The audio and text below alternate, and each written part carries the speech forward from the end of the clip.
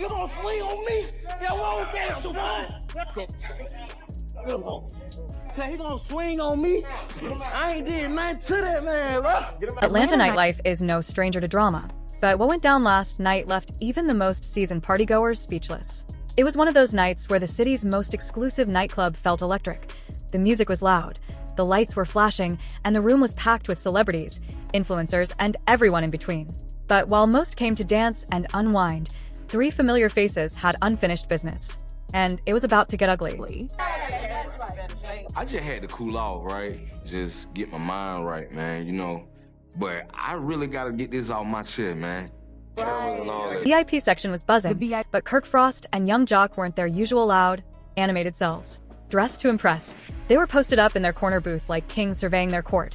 But something was off. They weren't sipping casually or laughing like the others. They had drinks in hand, sure, but neither was really drinking. Instead, their eyes kept sweeping the crowd.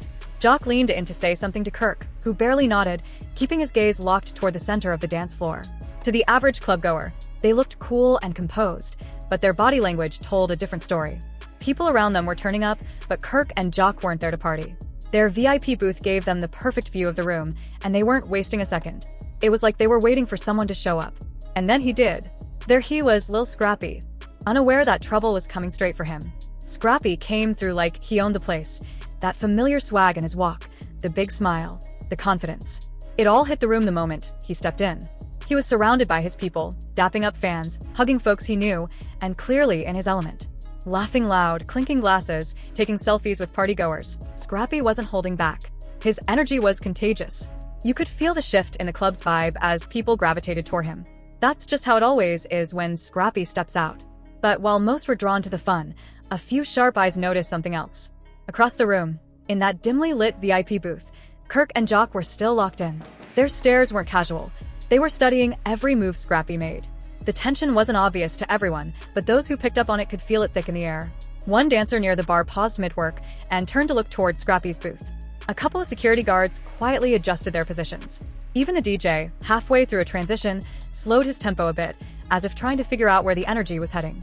But every spotlight casts a shadow, and Scrappy was about to step right into it. Back at the VIP booth, things got even quieter. Kirk leaned in again, this time speaking lower. Joc nodded, glancing at his phone, then lifting his head and scanning the club. The vibe between them wasn't playful anymore. Joc motioned with his chin towards Scrappy's section. Kirk followed the movement, eyes narrowed. They weren't smiling. They weren't sipping. They were just watching. A waitress came by with another round of drinks, but paused when she reached their booth.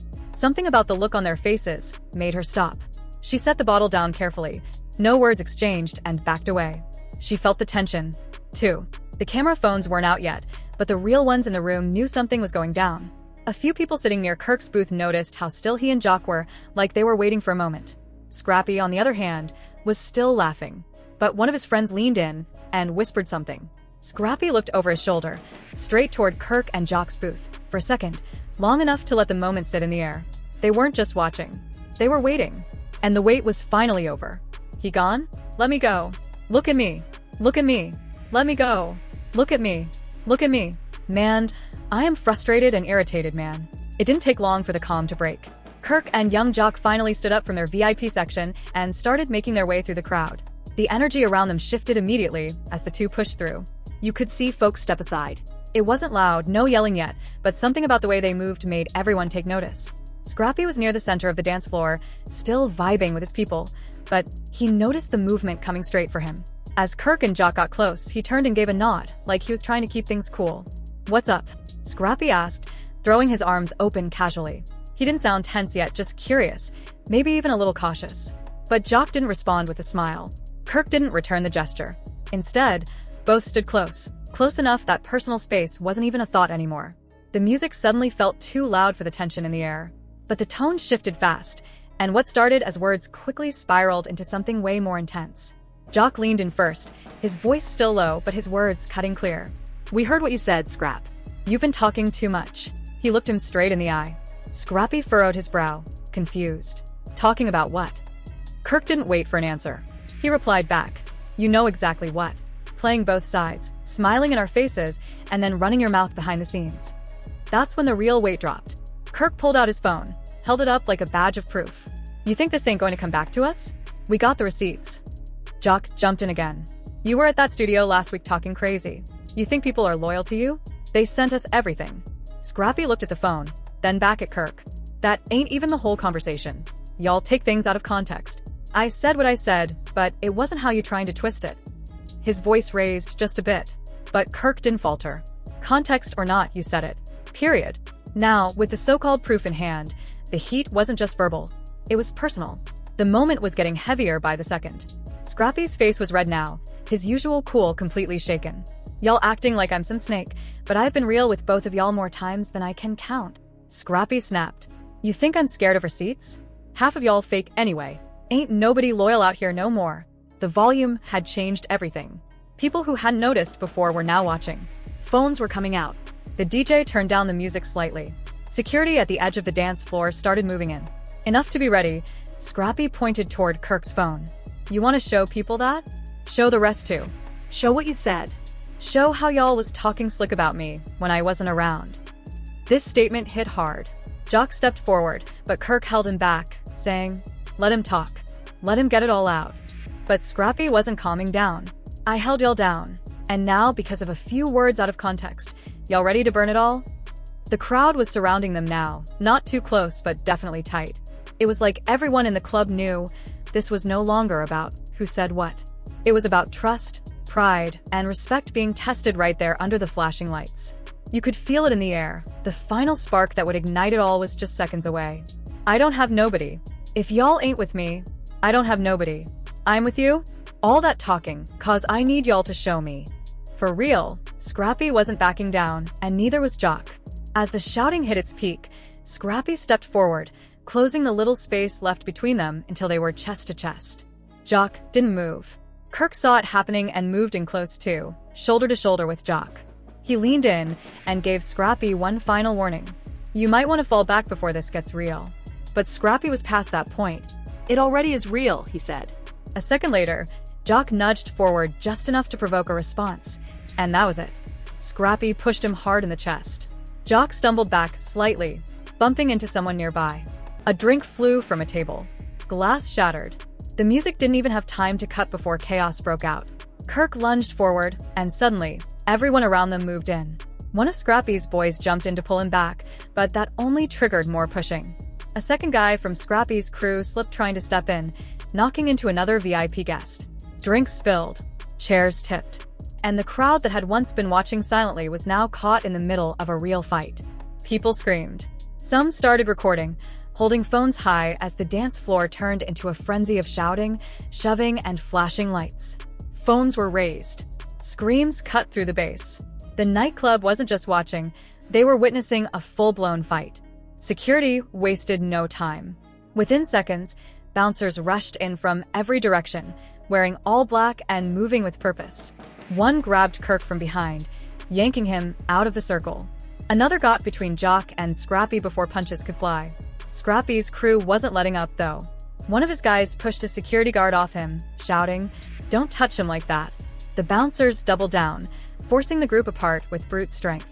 A woman nearby screamed as a drink splashed on her dress. Tables were moved. The booth Scrappy had been celebrating and now looked like a storm had passed through. Music.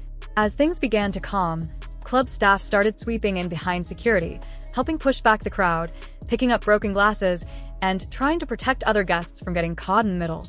The DJ, sensing the shift, killed the music completely. Silence fell, except for shouting from the front of the club.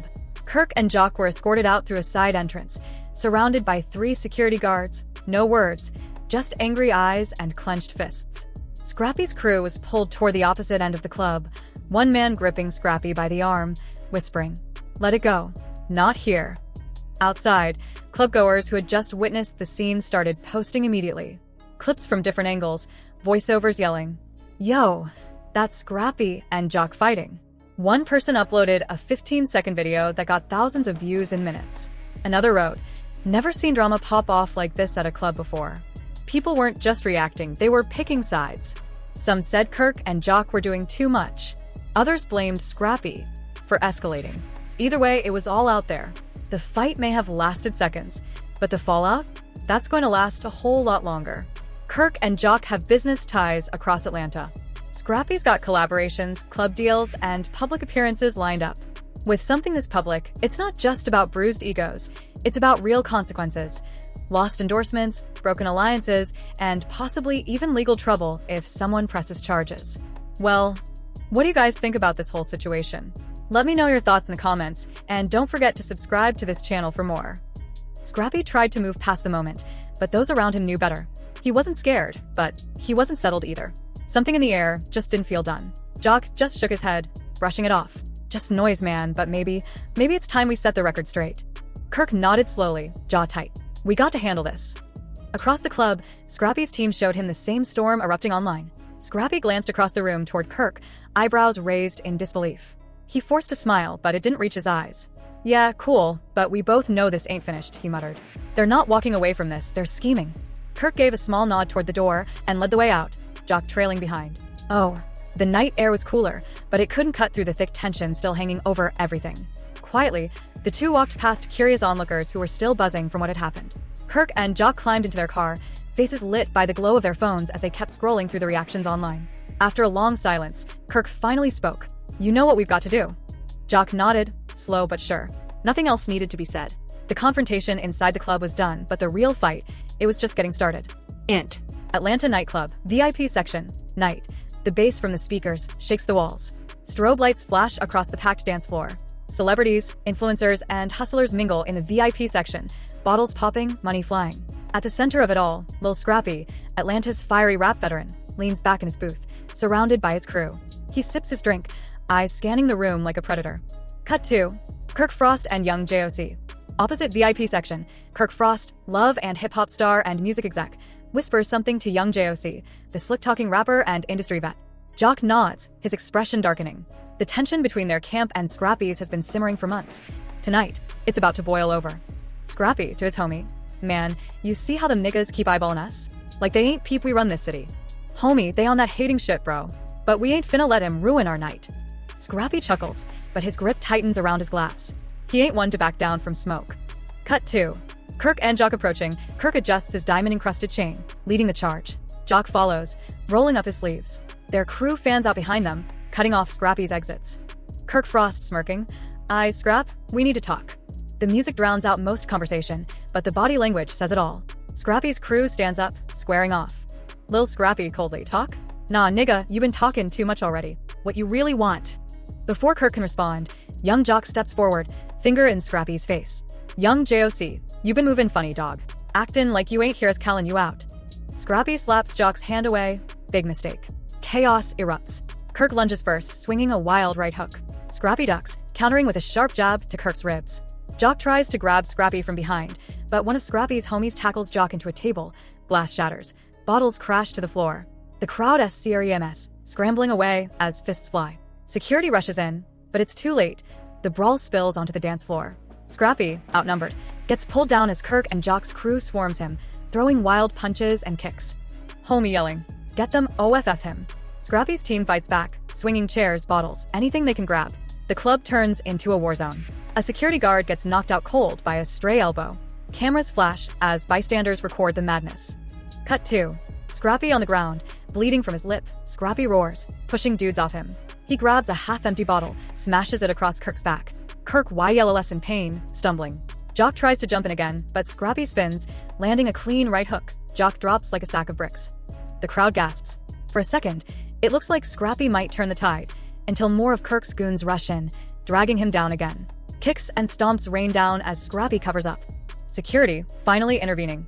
Break it up. Everybody out. Cops flood in, swinging batons. The brawl gets broken up, but the damage is done. Scrappy's shirt is torn, face bruised. Kirk clutches his ribs, breathing heavy. Joc wobbles, holding his jaw. Lil Scrappy, spitting blood. This ain't over. Believe that. Kirk smirks, but there's fear in his eyes. He knows Scrappy don't play fair, and next time it might be worse. Fade to black. Text on screen. TO be continued. Expanded scenes and additional dialogue, 7,000-word version. To reach the full word count, the script would include backstory scenes, flashbacks to previous beef, social media disses, industry rumors. Extended fight choreography, detailed blow-by-blow action. Bystander reactions, interviews with witnesses, social media reactions. Aftermath, police reports, hospital scenes, press statements. Character monologues. Internal thoughts during the fight, e.g., Scrappy knew he was outnumbered, but pride wouldn't let him run.